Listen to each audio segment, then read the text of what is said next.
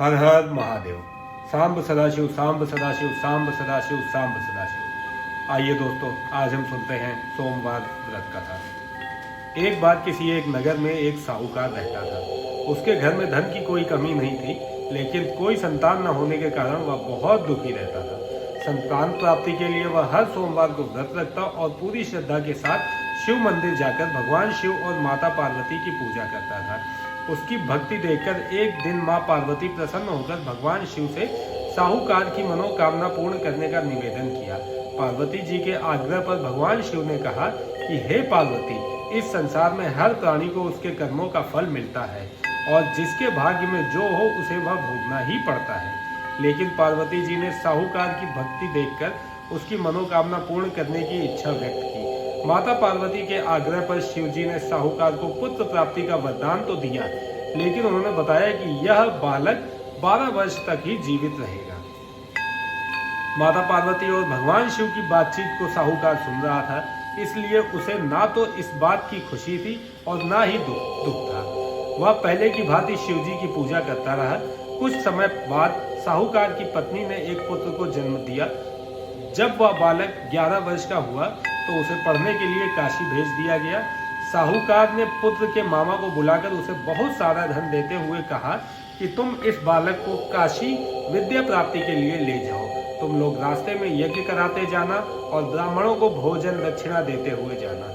दोनों मामा भांजे इसी तरह यज्ञ कराते और ब्राह्मणों को दान दक्षिणा देते काशी नगरी निकल पड़े। इस दौरान रात में एक नगर पड़ा जहां नगर के राजा की कन्या का विवाह था, लेकिन जिस राजकुमार से उसका विवाह होने वाला था वह एक आंख से काना था।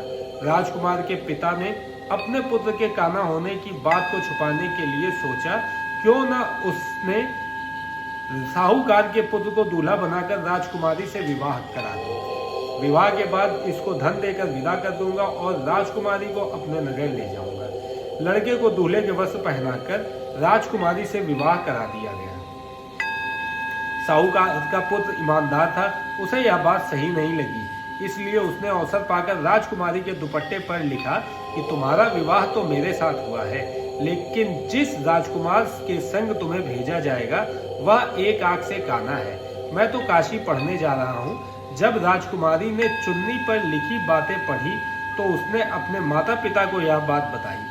राजा ने अपनी पुत्री को विदा नहीं किया, फिर बारात वापस चली गई। दूसरी ओर साहूकार का लड़का और उसका मामा काशी पहुंचे और वहां जाकर उन्होंने यज्ञ किया। जिस दिन लड़का 12 साल का हुआ उस दिन भी यज्ञ का आयोजन था। लड़के ने अपने मामा से कहा कि मेरी तबीयत कुछ ठीक नहीं है। मामा ने कहा कि तुम अंदर जाकर आराम कर लो। शिव जी के वरदानुसार कुछ ही देर में उस बालक के प्राण निकल गए। मृत भांजे को देखकर उसके मामा ने विलाप करना शुरू कर दिया। संयोगवश उसी समय शिवजी और पार्वती उधर से जा रहे थे। माता पार्वती ने भोलेनाथ से कहा, स्वामी, मुझे किसी के रोने की आवाज सुनाई दे रही है, कृपया करके चलते हैं और देखते हैं कि कौन रो रहा है और उसके दुखों को दूर कर देते हैं। जब शिवजी मृत बालक के समीप गए तो वह बोले कि यह तो उसी साहूकार का पुत्र है जिसे मैंने 12 वर्ष की आयु का वरदान दिया था।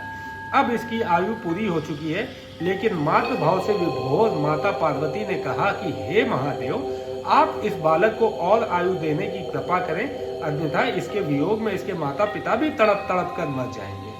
माता पार्वती के पुनः आग्रह पर भगवान शिव ने उस लड़के को जीवित होने का वरदान दिया। शिवजी की कृपा से वह लड़का जीवित हो गया। शिक्षा पूरी करके लड़का मामा के साथ अपने नगर की ओर वापस चल दिया। दोनों चलते हुए उसी नगर में पहुंचे जहां उसका विवाह हुआ था। उस नगर में भी उन्होंने यज्ञ का आयोजन किया। उस लड़के के ससुर ने उसे पहचान लिया और महल में ले जाकर उसकी खातिरदारी की और अपनी पुत्री को विदा कर दिया।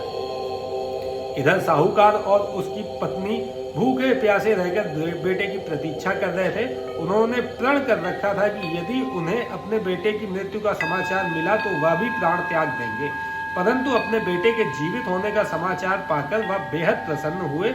उसी रात भगवान शिव ने साहूकार के स्वप्न में आकर कहा, हे श्रेष्ठी, मैंने तेरे सोमवार के व्रत करने और व्रत कथा सुनने से प्रसन्न होकर तेरे पुत्र को लंबी आयु प्रदान की है। इसी प्रकार जो कोई सोमवार व्रत करता है या कथा सुनता और पढ़ता है उसके सभी दुख दूर होते हैं और सभी मनोकामनाएं पूर्ण होती हैं। हर हर महादेव। सांब सदाशिव, सांब सदाशिव, सांब सदाशिव। इसी प्रकार और कथाएं सुनने के लिए कृपया इस चैनल को सब्सक्राइब करें। हर हर महादेव।